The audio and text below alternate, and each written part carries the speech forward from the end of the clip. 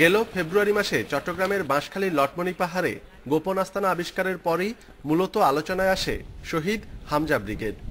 RAB জানিয়েছে, প্রাথমিকভাবে love for Rohingya নামে উন্নয়ন সংস্থা হিসেবে যাত্রা শুরু করেছিল এই সংগঠন।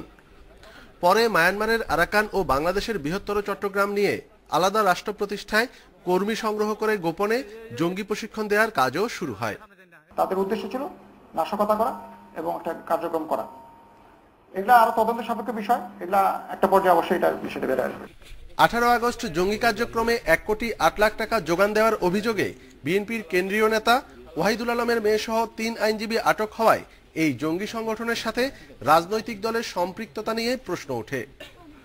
এই বিষয়ে খোঁজ নেওয়া হচ্ছে বলে র্যাব জানালেও বিএনপি নেতারা বলছে, হয়রানি করতেই এমন নাটক সাজিয়েছে সরকার।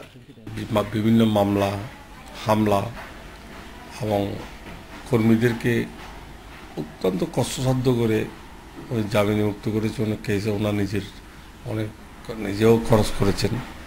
এটা হলো ওনার মূল অপরাধ। বিশ্লেষকরা বলছে, জঙ্গি কার্যক্রমে অর্থ যোগানের বিষয়টি এখনই থামাতে হবে। পকেটগুলোতে আমাদের সন্দেহজনক বা সাসপেক্ট করবে নিরাপত্তা বাহিনী বা গোয়েন্দা সংস্থাগুলো, সেই সব জায়গায় সার্ভিলেন্সটা বাড়াতে হবে। অর্থের যোগান কোথা থেকে হতে পারে, কোন কোন ক্ষেত্র থেকে হতে পারে, কি প্রবাহটা কিভাবে আসতে পারে, কোনটা প্রবাহ, চ্যানেল কোনটা, সেই চ্যানেলের উপর আমাদের নজরদারি বাড়াতে হবে। শহীদ হামজা ব্রিগেডের জঙ্গি কার্যক্রমে জড়িত থাকার অভিযোগে চট্টগ্রামের নানা জায়গা থেকে এ পর্যন্ত মোট 27 জনকে আটকের দাবি র্যাবের। অনুপম শীল, ইন্ডিপেন্ডেন্ট নিউজ, চট্টগ্রাম।